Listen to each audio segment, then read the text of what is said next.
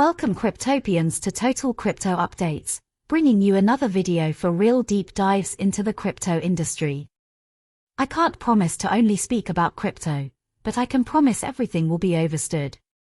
Let's dive into today's very dense crypto update. Let's start today with the market analysis on Bitcoin. As you can tell, Bitcoin went on sale November 5th, dropping from the $21,000 mark and bottoming out around $15,500. Before it started consolidated as we can see in the trajectory of the candlestick trend, still not making lower lows, however still consolidating in a flag pattern, not making higher highs either. Nothing around Bitcoin on the macro end is happening on any positive notes, so I wouldn't expect any big moves higher than 18,000. Bitcoin is still a bearish trend on higher time frame charts, and should be making a move soon. Moving on to the $DXY. The $DXY is observed to reverse direction after encountering the initial resistance that was set up by us in prior videos. The DXY has also broken a trend upward. It has now been going downward for the previous couple of weeks, and headed even lower these past few days. I think it's best to wait out the storm before engaging in any long-term trades or any trades with a time frame higher than 30 minutes. This is a very messy period in any markets and will advise everyone to proceed with caution, as the markets are beyond shifty as of recent.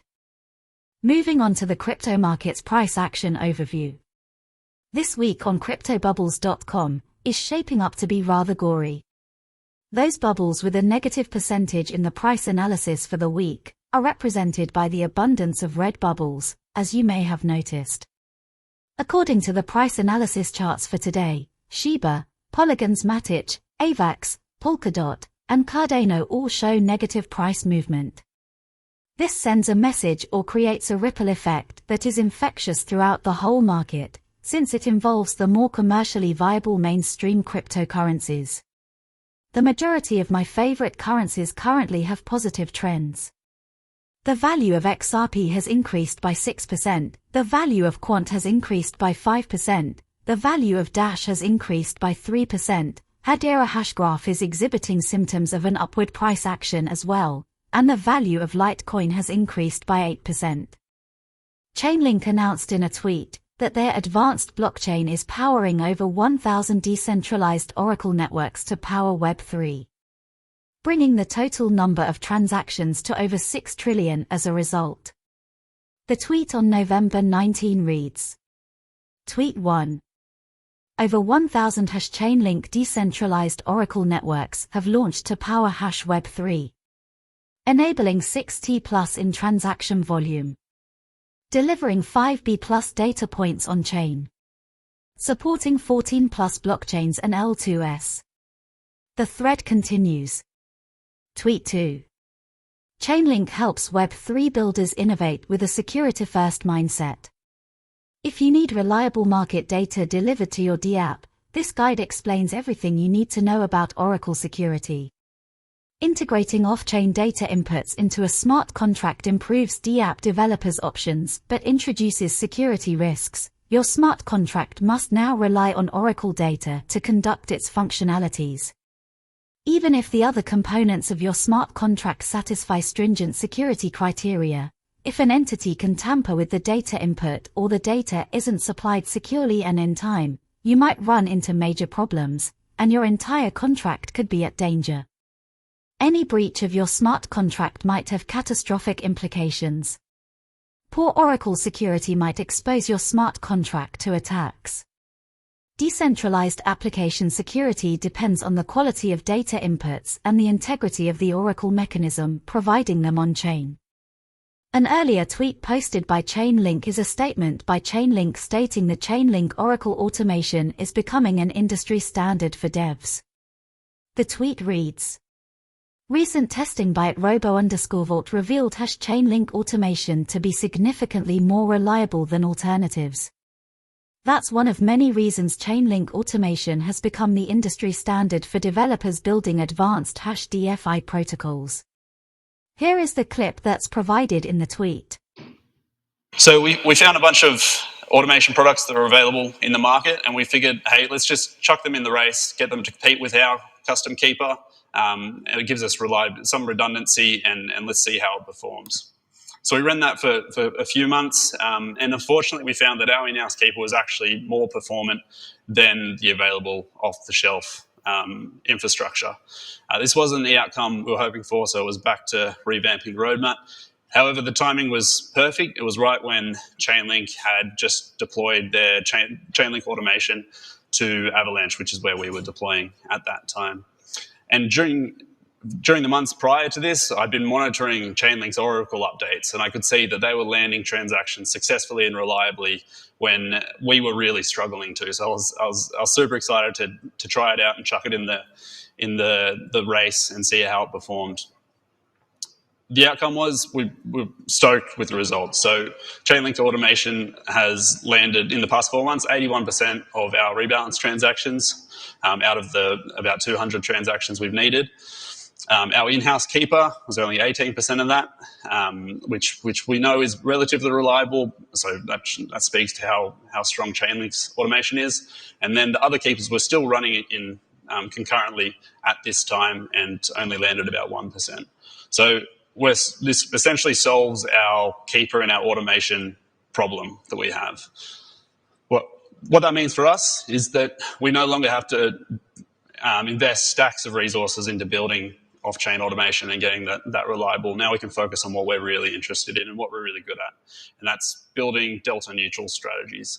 Let's move on to US banks participating in digital dollars as a team. The Regulated Liability Network is the name given to the proof-of-concept digital money platform that has been launched as a result of an announcement made by a coalition of financial institutions, RLN. According to the entities that will be participating in RLN, its purpose will be to provide innovation opportunities that will lead to an improvement in the existing condition of financial settlements. According to the press release, the project will make use of distributed ledger technology, DLT, and the proof-of-concept phase will endure for a total of 12 weeks.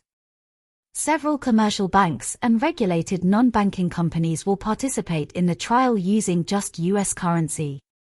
During the course of the experiment, only United States dollars will be utilized, and a variety of commercial banks as well as regulated non-banking companies will take part in it. A statement reads, "The NYIC looks forward to collaborating with members of the banking community to advance research on asset tokenization and the future of financial market infrastructures in the US as money and banking evolve," said Pavon Zelowitz, director of the New York Innovation Center. In conjunction to the NYIC, the following financial institutions and payment firms are also involved in this initiative as participants: BNY Mellon, Citi, HSBC, MasterCard, PNC Bank, TD Bank, Truist, US Bank, and Wells Fargo. SETL, in collaboration with Digital Asset, is the provider of the technology, which is driven by Amazon Web Services. Swift, the world's leading supplier of financial messaging services, is also taking part in the endeavor to promote interoperability throughout the worldwide financial ecosystem. Sullivan & Cromwell LLP is responsible for the provision of legal services, while Deloitte will be responsible for the provision of advising services. Vitalik Buterin, co-founder of Ethereum, recently gave advice to players in the cryptocurrency market to invest in simpler goods. The Canadian coder strongly recommended that investors in cryptocurrencies do not put their faith in particular hotshots. But Buterin maintains that he doesn't pay a lot of attention to how much Ether goes for. He continues by saying that he does not engage in cryptocurrency speculation since he wants to purchase and hold things. The answer that the Canadian programmer provided in response to a question regarding whether or not Buterin is concerned about the possibility of Ethereum being exploited for malicious reasons was that there have been many attacks on decentralized financial systems. At the same time, he complimented the Ethereum community on how well it opposed negative ideas and supported positive ones. He said this exemplified the community's character. This was said in an interview that took place with Sumiko from straitstimes.com. Next, let's talk about the new Metaverse Island, being implemented by devs in the Cardano community. As to recent tweets, I was only able to find a few images and even less information on the new and exciting metaverse. Cardano and the people it serves have a base in the metaverse on the island known as Cardano Island. Cardano Island is a component of Virtua, a gamified metaverse that offers a variety of activities, such as playing games, interacting with popular brands, constructing and showcasing content, and gathering with friends. The island will be home to the Cardano headquarters as well as Academy Centra, a center for learning and education. In addition, there will be 9,999 plots of land on the island that are ready to be discovered, inhabited, and enjoyed by its citizens. Everything on Cardano Island contains some kind of aspect of a metagame. Get ready to discover new things and have fun in this exciting new universe. Cardano users can acquire up to 9,999 plots on their community island with ADA. These plots come in a variety of sizes. Cardano Island is going to be a place in the metaverse where people will be able to live together, have fun together, and socialize with one another. You will be able to interact with well-known companies and the activities associated with them in the metaverse. These brands include Legendary Entertainment, Williams Racing, F1, Dynamite, The Hero ISL, and Shelby, among others. Cardano Island will serve as the location for the headquarters of the Cardano Foundation, the IOG, and any other related initiatives. All of the structures on Cardano are designed in a manner that is exclusive to this island. In addition, every single structure has social community centers that are equipped with features that support VoIP. Academy Centra provides its users with access to a variety of educational options, including training courses and other educational materials. When Virtua Studio's original games, such as Nitro League, Jetpack Runner, and more, are released, members of the community will also be able to play such games. In the near future, there will also be unexpected airdrops and other rewards. That will conclude today's update on trending news in the crypto world. Thank you for watching if you made it all the way through. Stay tuned, we are an active administration. Please like, comment, and subscribe, never be afraid to voice your opinion. Tell us in the comments what you think, and give us some suggestions on what kind of content you'd like us to deep dive into. Until next time, good day, good night, and goodbye.